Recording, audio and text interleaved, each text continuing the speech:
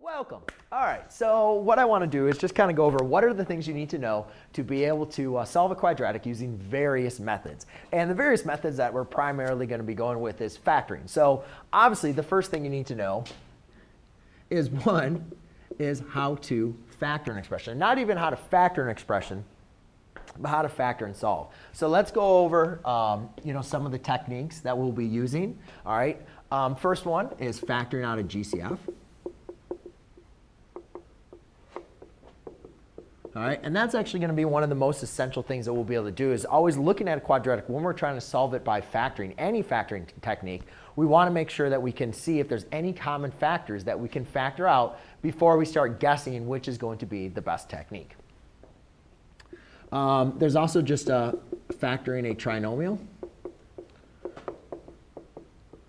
And the factor in the trinomial is when a is equal to 1. Those are very nice. We like those. Hopefully, if you've gone through that course, you can see it's a lot of practice, but you get through them. The one we usually don't like, it's a little bit more work, is factoring a trinomial when a is not equal to 1. And there's a couple different methods that we've gone over, the box method, the diamond method, and so forth. But those are some of your main factoring techniques. And then we get into the special factoring techniques.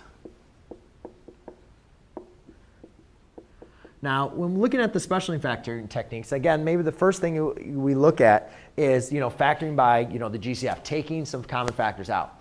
And then we want to see, is it possible not only to factor here, but is there some special factoring techniques that we can apply? And the special factoring techniques that we can look at is the difference of two squares.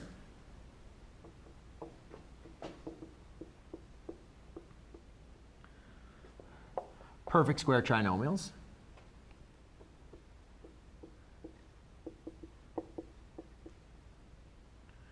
Okay, and we also are going to investigate, at least in this course, how to solve by factoring by completing the square, how to solve by factoring using the square root method. But in this course, these are basically what we're going to be dealing with. The last thing I'd probably say that you need to know is also to make sure you can apply the zero product property. Make sure you understand exactly what the zero product property stands for and how you can apply it. And again, I'll just give you a brief overview. Remember, if you have a times b equals 0, then a equals b, or a equals 0 or b equals 0. So there you go, ladies and gentlemen. That is what you need to know for solving a quadratic using various methods. Thanks.